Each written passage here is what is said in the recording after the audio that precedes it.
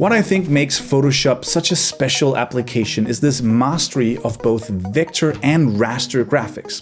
As you know, vector is graphics defined in terms of points connected by lines and curves to form shapes. Vectors are infinitely scalable and are desirable because of that flexibility.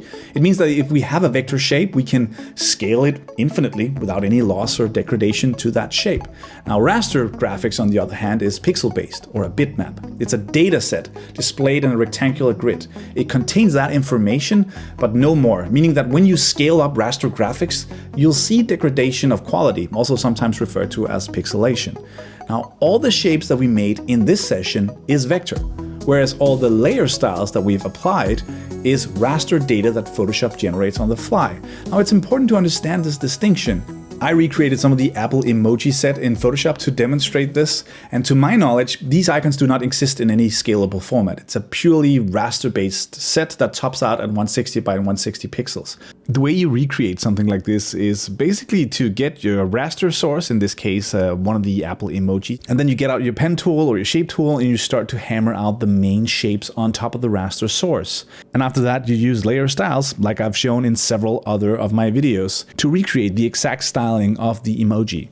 It takes a bit of practice and it's a bit of manual labor, but once you're done, you now have vector shapes filled with raster data from the layer styles. And the cool thing is that because these emoji are made from shape layers with layer styles applied to it, we can essentially go in and just change the image size here. Let's go down and do 500%. Boom. And if we zoom out, there you have your high-res renders of emoji. You'll find this wonderful piece of scalable poo and a few other emoji in the files for this session. You're welcome. And sure, as long as there's a raster involved, you'll never be able to export strict SVGs. But I still think this is really cool. Where other applications might be really good at handling vectors or lots of dynamic UI components, Photoshop is extremely versatile, and as I have hopefully demonstrated, this combination of techniques makes it an incredible, powerful tool for visual designers.